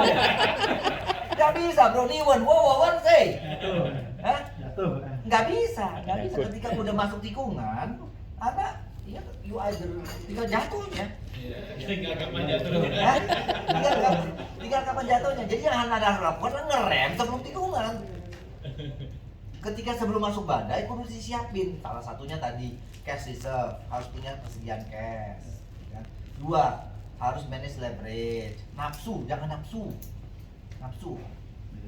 Harus tahu bahwa cuaca bisa berubah. Lagi enak main layangan, tiba-tiba angin mati gimana? Ulur. Layangan putus jadi Pak. Nariknya capek tuh kan? Layangan jatuh. Iya kan? Udah angin besar nih. Tiba-tiba angin mati. Iya. Berbalik. Nariknya nggak komit. Jadi jangan over leverage. Jangan ngutang kebanyakan, maksud saya gitu loh. Ya. Nah, pengusaha ini punya masalah di sana. DNA-nya memang agresif. DNA-nya memang mau cari opportunity. DNA-nya memang mau growth gitu. Jadi ini nasihat ini apa namanya? Non mainstream. Suruh taruh uang deposito, wah dasar aja siap dia jualan deposito gitu kan. Harus punya cash reserve, jangan utang kebanyakan, jangan terlampau agresif. Itu nasihat-nasihat yang di HIPMI nggak laku. Ya. Ya, apa di Fidos bukan di HIPMI kan Pak? Gas gitu kan. Pasti bisa gitu kan. Pasti bisa gitu kan. Terus trainingnya jalan di atas bara gitu kan. Bara aja gua jalan di atas bara aja kagak mati gitu kan. Gimana cuma ngutang gitu kan. Nah, satu Maaf Tung. Siapa ini? Alumni di atas bara. Enggak, saya juga di atas bara. Sama-sama alumni. Satu jaga cash. 2, manage your leverage, utangnya, ya kan. Jangan nafsu. Ya. Kedua, 3, jangan masuk ke industri-industri di luar core kompeten kita. Saya selalu ngomong jangan masuk ke industri di luar core kompeten kita. Saya buka bank, ya kan? Saya punya 30 tahun pengalaman di banking. Siapa bisa lawan saya di sini? 30 years of experience. Ya belum kan? 8 tahun kan? So Anda sama saya menang 30 tahun. Ya. Saya punya modal 30 tahun. Jadi level of success saya di bisnis ini jauh lebih tinggi daripada tiba-tiba saya buka hotel. Betul nggak? Betul. Ya kan? Terus kenapa saya buka hotel? Kenapa saya buka pom bensin? Kenapa saya bisnis batu bara? Kenapa saya bisnis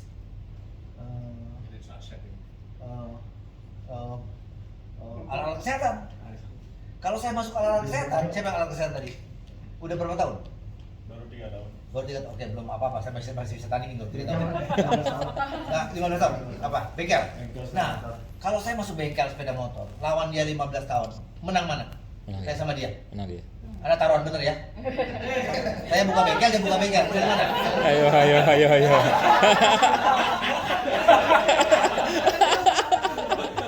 Saya kemungkinan besar kalah. Betul nggak? Nggak. Chance saya mungkin 30-70. Betul nggak? Karena dia punya 15 tahun pengalaman. Jadi core kompeten saya bukan di banking, bukan di bengkel, dia di bengkel. Kalau dia buka bank, saya makan. Saya pasti menang. Tapi kalau buka bengkel, saya buka bengkel, saya resikonya lebih besar daripada saya. Itu loh maksud saya. Yeah. Jadi kita harus membantu. Saya lihat banyak sekali pebisnis UKM terutama bisnis bengkel, buka salon, jualan voucher. Buka fashion lagi. Buka fashion lagi. Buka bangunan lagi. Atau kebangunan lagi. Salon kecantikan lagi. Ya.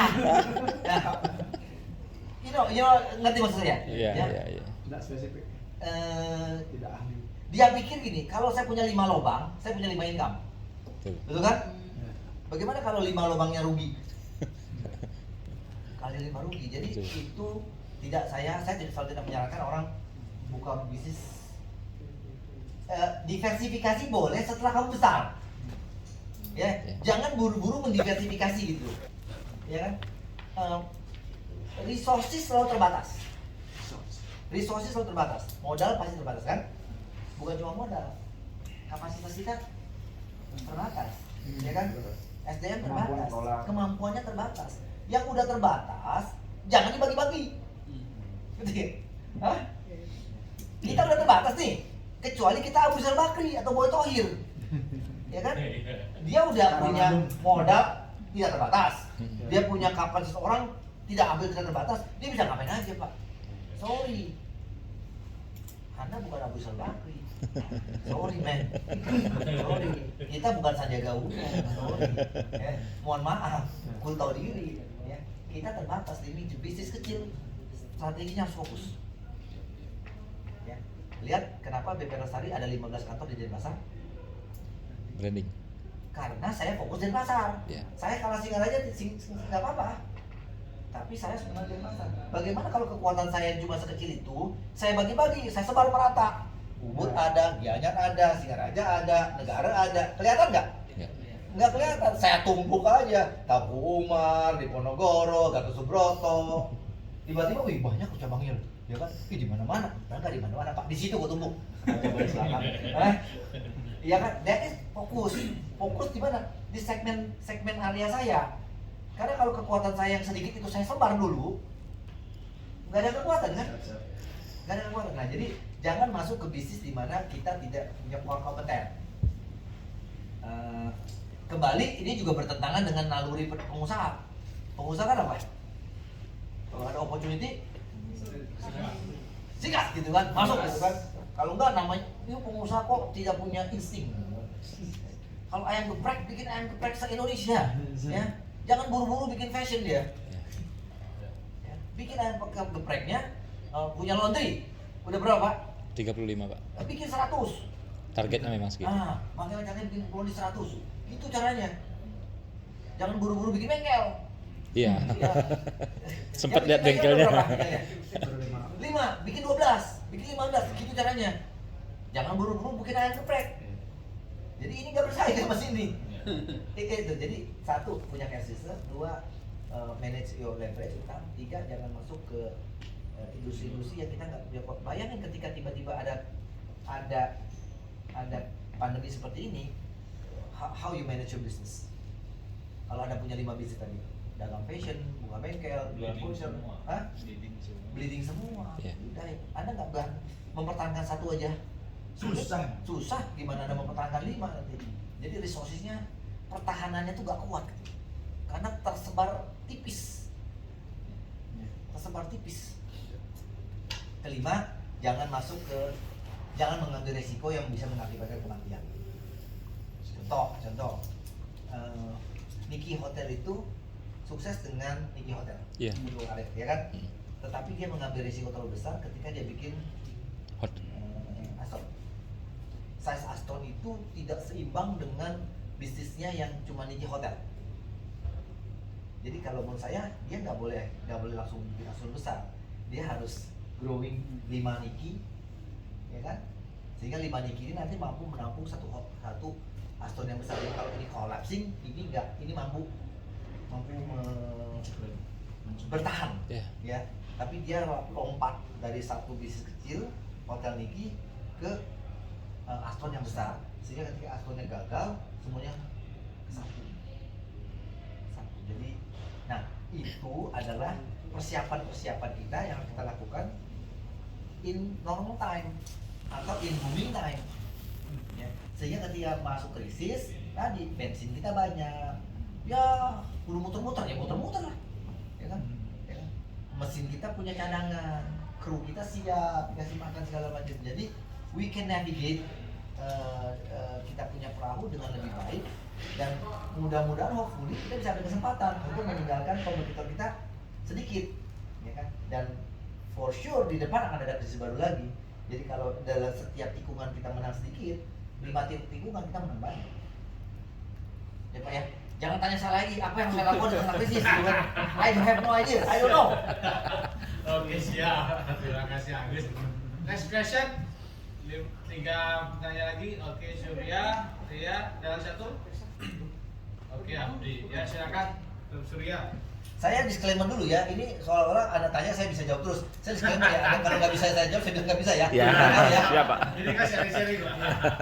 Kita kepo semua soalnya itu. Silakan. Izin Alex, luar biasa Bapak.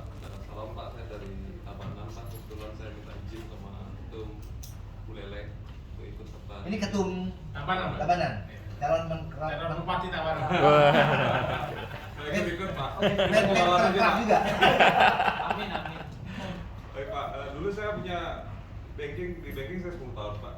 Saya the best RM di BRI.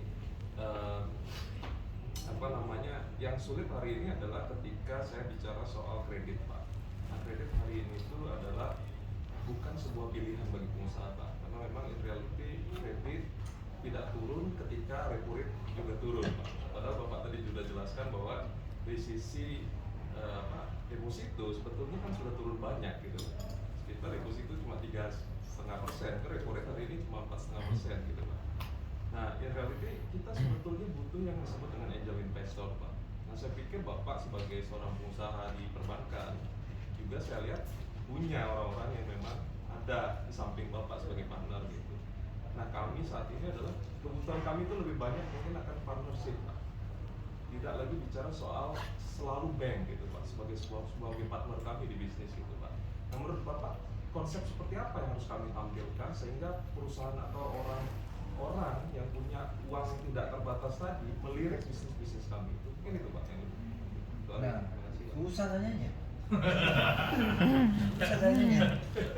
Mantan best RM tapi ini pengalaman ya. Iya Pak. Pengalaman.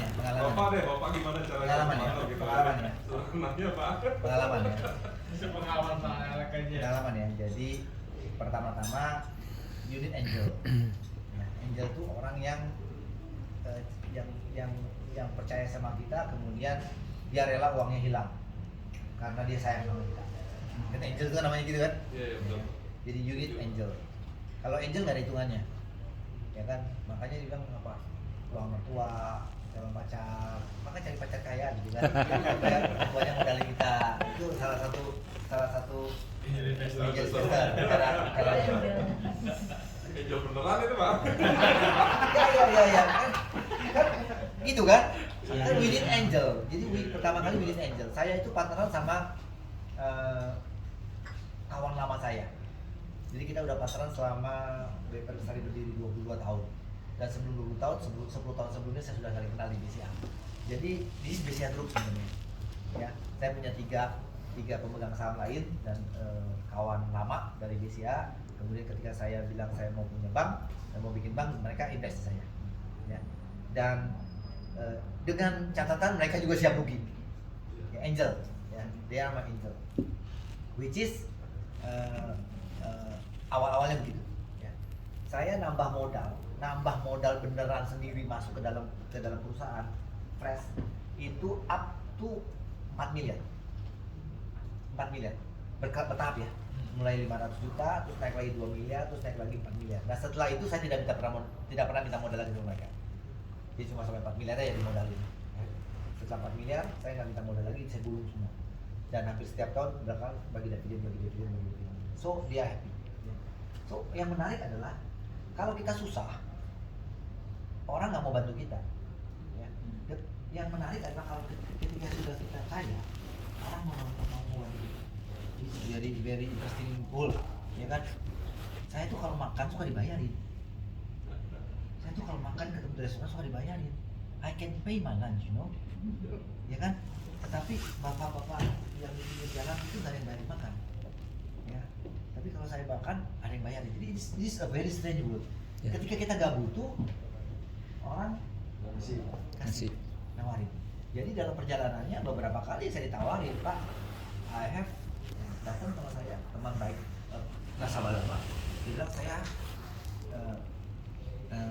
ini punya uang sekian banyak, so our family decided I will invest with you. Itu saya nggak minta, jadi it's a very strange world, ya kan? Waktu saya butuh gak ada yang nawarin, gak ada yang nawarin. Nah, moral of the story, cari uang jangan ketika kita butuh. Kalau ketika butuh kita mencari uang, gak ada sih. Jauh. Jauh. Ya. Ketika kita nggak butuh, kita cari uang, ya kan? Jadi one time nanti in your business, kamu akan dicari orang seperti itu ketika bisnisnya sudah apa? Sudah proven, ya kan? Jadi nggak perlu menawarkan. In my case, saya nggak nawar-nawarin dan people come, ya. Patung tuh nawarin terus, gue ikut dong, gue join sama lu gitu kan. Patung, dia duitnya nggak besar gitu kan. Saya bilang tunggu udah nggak usah lah, ini bisnis kecil. Saya bilang ini bisnis kecil, udah orang receh lu nggak demen ya gitu kan. Soalnya saya menolak secara halus, ya. Karena saya punya partner 4 orang dan itu sampai sekarang solid, dan saya belum punya kebutuhan untuk divest, ya. Mungkin di kemudian hari saya akan divest, ya kan. Jadi you need angel at first, ya. Dan angel nggak ada hitungannya karena dia siap rugi. Dia orang-orang yang invest di kita because they love us, ya. Tahu ceritanya Jeff Bezos ketika dia dapat angel? Siapa tahu angelnya? Orang tuanya, ayah ibunya, ya. Invest 130 something thousand US dollar, and Jeff Bezos bilang sama papa mamanya, for sure ya ini bisa tak kembali uangnya. Dia bilang tuh, Pak ini uangnya bisa tak kembali. Terus dia tulis di bukunya Amazon Everything Store, bukunya. Terus dia bilang gini, so I have to claim to my parents, ya, bahwa they might not be able to get their money back, ya, kalau rugi. Therefore, kalau gue bangkrut, I can stay at their basement.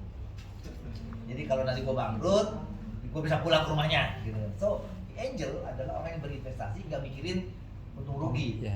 Itu nggak ada hitungannya. Tetapi menurut saya, when our business model proven and menguntungkan, uangnya ngejar kita. Ya. Kalau lagi butuh, uangnya nggak ada. Ya, it's a very strange world. Jadi Pak, lagi sedikit aja Pak. Kalau menurut Bapak Garuda gimana Pak? Dengan kondisi modal dia sudah habis seperti itu ya brand oke. Itu peluang nggak mereka untuk dapat investor baru? Itu seperti apa? Harus tanya sama Pak CT. Oh iya. Saya nggak tahu tanya Pak CT nanti. Belum Bapak kan? Hah? Ya, lagi kata Bapak. Nggak tahu, saya tidak bilang. Oh, nggak tahu, oke. Saya tidak tahu. Saya nggak mempelajari bisnisnya. Dan nggak tahu Tapi dalamnya. Nggak tahu dalamnya. Tapi kalau kata siapa yang ngomongnya? Warren Buffett ngomong, cara paling cepat untuk menjadi seorang miliuner adalah dengan mempunyai airline. Ya, cara paling cepat untuk menjadi miliuner adalah dengan mempunyai airline. Dari biliuner. Ya, cara paling cepat menjadi miliuner adalah dengan mempunyai airline. Kalau Anda biliuner. Rugi berarti ya Pak ya. Rugi berarti dong. Rugi berarti. Rugi lah. Dari biliuner jadi miliuner. Bukan kata saya. Iya. Cara paling cepat menjadi miliuner adalah dengan mempunyai airline. Kalau Anda biliuner. Iya. Turun kan Pak? Iya, siap. Turun kan? Oke, Abdi lanjut. Oh, saya ya. Iya. Tadi saya tertarik dengan pembahasan Bapak di awal. Kalau mau tumbuh itu dengan buka cabang ya Pak. Yes. Buka cabang. Nah, sekarang saya kan baru 35. Kemarin sempat saya juga, kalau Bapak kan di daerah Denpasar yang banyak. Saya sempat di daerah Glogorcari itu saya pasang 6 laundry di situ. Tapi saling makan mereka Pak. Jadi dari cabang satu dia pindah ke cabang satunya, jadi omsetnya dari 6 sama 3 kalau dikumpulin sama. Akhirnya saya pindah 3 Pak.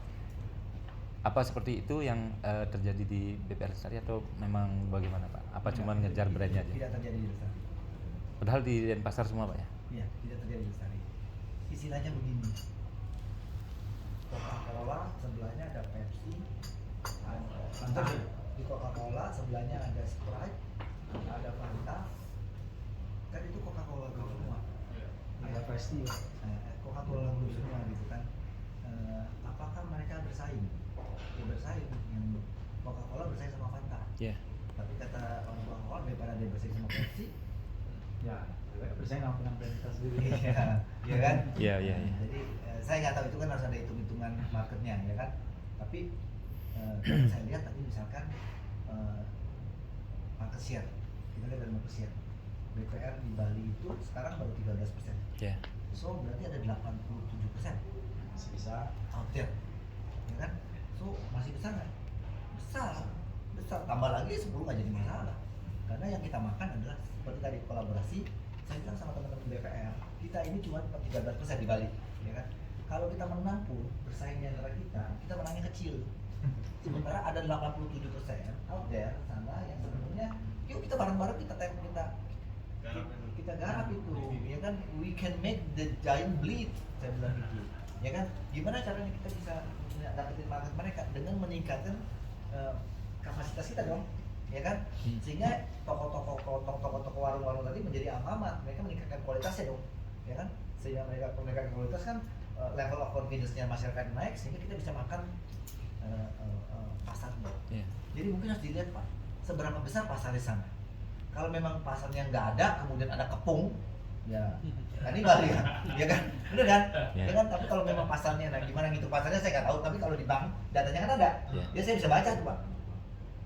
Oh kita baru 13% kok. Kalau udah 30% baru sesat, gitu kan? Kita masih kecil kok. Yeah. Nah itu pun saya punya pertimbangan bahwa pertumbuhan di Bali akan semakin terbatas. Makanya saya pindahnya ke Jawa. Karena di Jawa masih Luas. lebar, masih luas. Jadi ya mungkin ada kejadian tadi.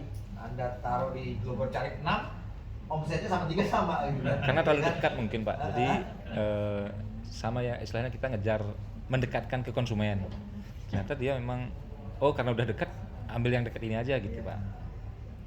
Mungkin terlalu dekat. Mungkin buat laundry premium. Ya, yang terjadi sih saya jadinya buat brand baru Pak. Ada 3 brand jadi saya. Jadi Balik. bersaing. Bisnis model baru, terus Kembali. nggak naik masuk. Bisnis model baru, segmentasi baru. Ya. Tadi yang kedua segmentasi baru. Ya. Ya, Bapak bisa bikin segmentasi baru, Iya. kan? Ada segmentasi baru, terus channel baru, Bapak bisa melayanin apa? Delivery, Ya. channel, ya kan? Dan sebagainya. Apa lagi? Produk baru, geografi baru.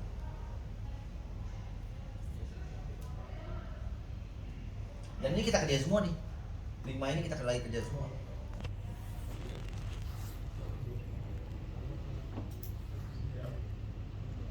Berarti dari 5 ini ada di bawahnya lagi Pak? Nggak ada. Kan baru 5 nih. 5 sudah. Oh, belum 10 ya? Sisanya eksekusi aja ya. 10x strategi itu adalah bagaimana kita mencoba tumbuh 10 kali lipat. Oh ya. Ya, 10x namanya. Adanya 5 ya. Mau tumbuh 10 kali lipat itu nggak bisa mengerjakan dengan hal yang sama. Jadi kita mengerjakan hal yang sama 10 kali lipat lebih keras itu nggak ketemu, ya kan? Jadi harus ada sesuatu yang baru. Saya bilang harus ada bisnis model baru, harus ada segmentasi baru, harus ada channel baru, harus ada produk baru, harus ada geografi yang baru. Kalau kita mau tumbuh sampai segitu ekspansif. Iya. Tapi kembali apakah mau tumbuh segitu ekspansif atau enggak, pilihannya masing-masing. di kita gitu kan. Dan harus lihat juga marketnya ada nggak. Siap. Yang ketiga Pak. Lanjut. Yang ketiga. Lanjut ya. Nah, nih Pak Alex ngomongin masalah angel ya. Angel kemudian. Lanjut angelnya ini. Dia ngomongin nih, dia namanya usaha kita perlu angel kan, perlu angel. Angel tuh nggak harus orang tua, karena teman, sahabat. Kalau saudara ada susahnya, kalau di Bali terutama. Kemudian bagaimana kita melihat apakah besok ada badai atau enggak, itu saya rasa kembali kepada pergaulannya. Kita banyak ngobrol, ngopi, banyak berpikir. Nah, pertanyaan saya, bagaimana menemukan orang-orang yang tepat untuk kita ajak ngopi? Ini sederhana sekali sih sebenarnya, benar kan? Karena ketika kita salah ajak ngopi orang, pikiran kita pun bisa tergiring salah, gitu. Menarik juga ini. Menurut saya gimana caranya cari teman kopi yang enak. Iya betul. Gampang-gampang susah ya Pak. Gampang-gampang susah. I have no answer. I have no idea. Ini menarik juga gimana caranya. Ya benar juga. Benar Pak. Saya begini. Di kantor saya itu ada Pak pribadi, our CEO. Salah satu ke ciri khas beliau itu dia tuh super optimis. Nggak pernah saya dengar selama dia gabung sama Lestari itu tahun 2007, berarti hampir 15 tahun. Nggak pernah dia kemudian mengeluh atau pesimis. Super optimis. Kadang-kadang berlebihan optimis, ya kan? But itu kualitasnya. Jadi kalau saya ketemu beliau, Pak Pri cerita keluar dari ruangannya, dada saya sudah up, gitu. Mungkin itu salah satu contohnya. Saya kalau ketemu dia ngomong, pulangnya gue sedih, stres, atau saya semangat. Ya, kalau ketemu sama di sini, nanti ngomongnya apa? Gabutnya apa? Gibah atau apa gitu kan? Nah, itu Bu. Tapi nggak apa-apa juga sih nggak gibah sih. Tapi maksud saya gini, kalau saya gitu, kalau pengalaman saya, jadi kalau ketemu ada orang yang kemudian ujungnya saya ribet gitu jadinya ya, ribet gitu, mumet gitu, malas dah. Tapi saya cari orang-orang yang kemudian saya bisa belajar, ya kan, saya tanya, saya bisa belajar, kemudian orang itu positif, kemudian bisa semangat, It's not that easy jawabnya Ibu, pertanyaan gampang. Bagaimana caranya cari teman kopi? Itu rahasia. Kalau saya secara pribadi memang pagi saya nggak suka baca buku, cuma saya senang dengar, lihat lewat podcast dan sebagainya. Ini semua sebenarnya kembali kepada pikiran kita aja. Pikiran kita tergantung pada lingkungan kita. Nah, itu yang belum saya ketemu, bagaimana saya melompat ke lingkungan yang bagus ketika saya masih ada di sini. Gitu. Contoh nih, saya ketemu Pak Alex kan karena di situ. Iya. Kalau tiba-tiba saya kontak Pak Alex yang ngopi.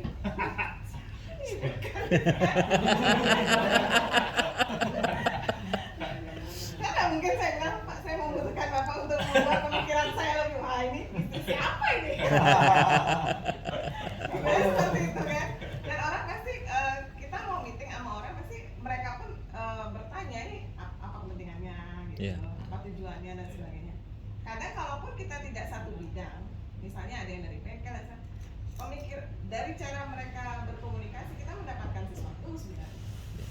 Cuma itulah masuk tema bagaimana mendapatkan teman kopi yang itu yang belum saya dapat. Jadi memang datang kopinya tuh udah enak. Kita cari tempat kopi di mana-mana tuh dapat enak. Nyari teman buat kopi itu yang kadang nggak enak. Peluang bisnis baru Pak. Jadi kalau saya kasih tahu bahwa kita diundang ngopi, wah ini dia nih. Kapan lagi bisa ngopi sama Alex? Kemarin kan dapat kasih tahu ada Pak Eka ya yang dapat story itu. Saya sampai bilang, berapa sih bayar Pak Alex? Saya bilang gitu. Kenapa? Saya 2002 nih, jujur aja saya pribadi, saya bilang saya perlu memberi makan otak saya. Tapi kalau misalnya coachingnya orang yang saya nggak tahu, kan namanya juga promosi mereka kan. ini benar saya dapat sesuatu dari mereka apa enggak gitu. Mereka pun punya sesuatu, belum tentu masuk di saya. Suruh pakai PR ada ya Pak. Iya betul. Jadi selama ini pertanyaan yang belum saya ketemu pun itu bagaimana caranya kita dapat teman kopi yang baik sebenarnya. Sama saya juga bagaimana saya ketemu guru yang baik, ya kan? Guru yang baik, Yang tepat ya Pak. Hah? Yang tepat, sama juga. Ya, jadi memang banyak guru-guru gitu kan. Tapi kan ada yang guru beneran, ada yang guru-guruan gitu kan. Iya. Jadi ya, saya ngerti. I know your problem gitu kan. Sampai saya saya lupa ya siapa yang ngomong waktu itu. Kalau nggak salah almarhum Bob Sadino ya bilang, kalau kamu ketemu sama orang, mentoring orang, lihat dulu orangnya. Dia mau mentoring, dia punya bisnisnya. Karena bisnisnya dia bisa jadi hanya mentoring doang. Jadi gue pikir lagi, ini bisnisnya dia mentoring doang. Dia mau punya bisnis. Jadi saya lebih baik di mentoring sama yang punya bisnis daripada dia bisnisnya mentoring gitu. Iya. Karena kan banyak bisnis. Sederhananya sih menurut saya, kapan muridnya siap di sana gurunya datang. Kalau saya selalu berprinsip seperti itu sih, jadi sederhana ya. Oke teman-teman, ini kita sekarang sudah jam 4. Nah sekarang another last round untuk 3 penanya terakhir. Kalau masih ada pertanyaan dari teman-teman, ini Nanti kesempatannya. pertanyaannya kalau dipikirin ya Pak ya, kalau dia ada jawabannya. Kesempatan terakhir. Jadi memang selama ini saya baru tadi juga dilihat di Google Drive 4 tahun lalu saya lagi Pak Alek ngisi di akun Bang.